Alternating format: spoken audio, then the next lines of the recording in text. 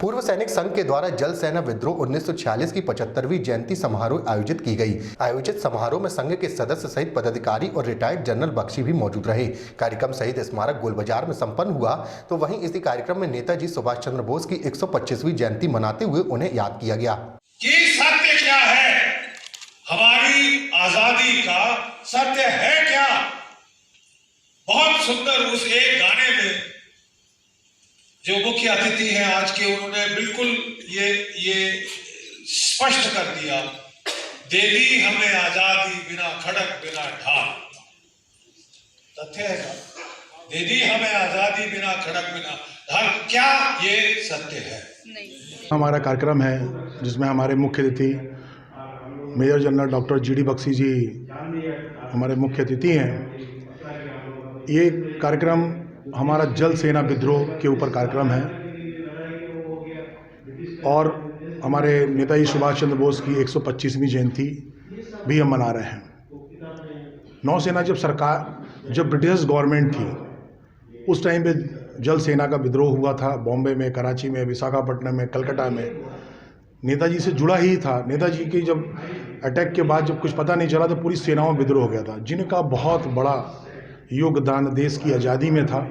और इसको सरकारों ने नहीं पढ़ाते हैं और ना ही किसी से ये बात की जाती है कि इतने बड़े नौसैनिकों का क्यों नहीं इतिहास के पन्नों में आज़ादी को लेकर लड़ाई जो उन्होंने की, लोगों ने जाने गंवाई, उनको क्यों नहीं पढ़ाया जाता है। जो इतिहास हमें पढ़ाया जाता है वो आधा अधूरा है और एक पक्षी है।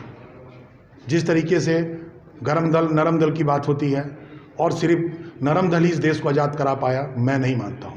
अगर नरम दल देश को आज़ाद करा पाता तो हमें सेना किसी भी देश की बनाने की ज़रूरत नहीं थी और ना होती। जिस तरीके से हम देश की रक्षा करने के लिए, अपने संस्कृति और अपने घर परिवार रक्षा करने के लिए, जब हमें नरम होना है हमें नरम होना है और जब हमें गर्म होना है गर्म होना है। ये कह देना किसी नरम दल ने ही इस देश को आज़ादी किया है तो मैं नहीं मानता। देखिए, आज एक 125वीं वर्षगांठ का साल चल रहा है नेताजी की और बड़े फंक्शंस पूरे देश में हो रहे हैं। कलकत्ता में शुरू हुए थे। आज इसी सत्र में एक बहुत अहम फंक्शन यहाँ किया गया है जहाँ हमने विमर्श किया है सत्य क्या है, हमारी आज़ादी की जंग का सत्य क्या है, हमें आज़ादी कैसे मिली, किस वजह से मिली, क्या ये वायलेंस से मिली, क्या ये नॉन वायलेंस से मिली। ये बहुत मौलिक प्रश्न है और आज हमने इस पे मंथन किया, विचार मंथन किया। जबलपुर जबाला ऋषि जो कि हमेशा सत्यवादी होते के नाम से जाने जाते थे और कटु सत्य बोलने में बिल्कुल हिचकिचाते नहीं थे, तो ये कटु सत्य आज जबलपुर की इस वेदी से बोलना बहुत ज़रूरी था। और मेरा सिर्फ कहना यह है कि देखिए साहब, जो हमारा इतिहास लिखा गया 1950 की दशक में, 1960 की दशक, 1970 की दशक में भी जो हमारा लिखा गया था इतिहास, उसमें ट्रांसफ़र ऑफ पावर आर्काइव्स का अंश मात्र भी नहीं था, क्योंकि अंग्रेज़ों ने ये टॉप सीक्रेट दस्तावेज आज़ादी के डीक्लासिफाई किए थे 1977 में।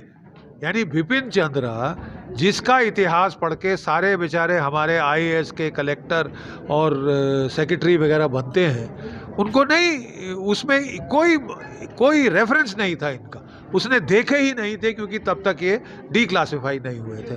अब डीक्लासिफाई हुए कितने दशक हो गए हैं। अब तो आपको अपने इतिहास को दोबारा देखना पड़ेगा ना कि एम्पेरिकल फैक्ट्स की लाइट में सच क्या है। सच वो नहीं है कि मैं साहब मुझे ये अच्छा लगता है। It's not my like and dislike, it is facts, empirical facts. कागजात क्या कहते हैं, प्राइमरी एविडेंस क्या कहता है, उसकी बिना पे कोई भी जज सेंटेंस पास करता है। तो साहब, अब हमको अपने इतिहास पे, अपने वजूद पे झांकना है। हम कौन थे, हम कहाँ से आए हैं, हमें आज़ादी कैसे मिली, किसने दिलाई, किन हालतों में मिली। Because where we are going depends a lot on where we came from. हम कहाँ जा रहे हैं बहुत हद तक मुनस्सर है हम कहाँ से आए। Thank you. सर, जो कैंपेन चल रहा है जो उसके बारे में थोड़ा सा बता दीजिए।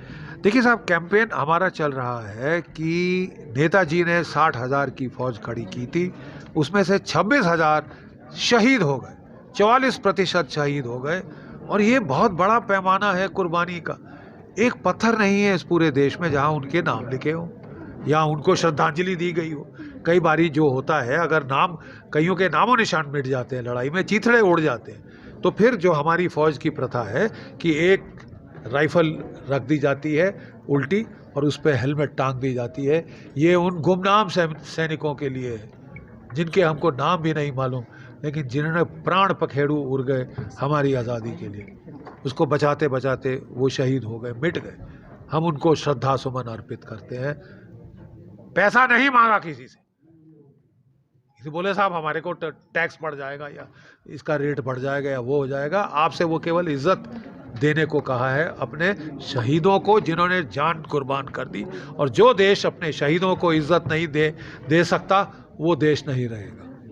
ये भी आप समझ लें, क्योंकि आपका जो मूल्यों का सिस्टम, वैल्यू सिस्टम है, वही सिर पे खड़ा हो गया, वही सिर पे खड़ा हो गया। इसको आपको सुधारना होगा। इसलिए अतीत में जाके सत्य क्या है, एक ऐसा देश जिसका मोटो है सत्यमेव जयते, सत्य की ही विजय होती है।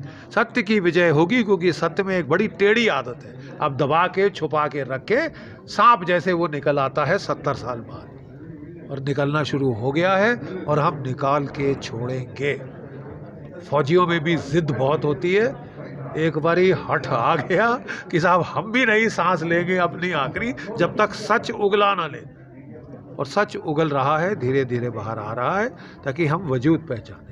हम वजूद पहचाने, हम किसी का मान हनन नहीं करना चाहते, हम सबकी इज्जत करते हैं, लेकिन सत्य सत्य है।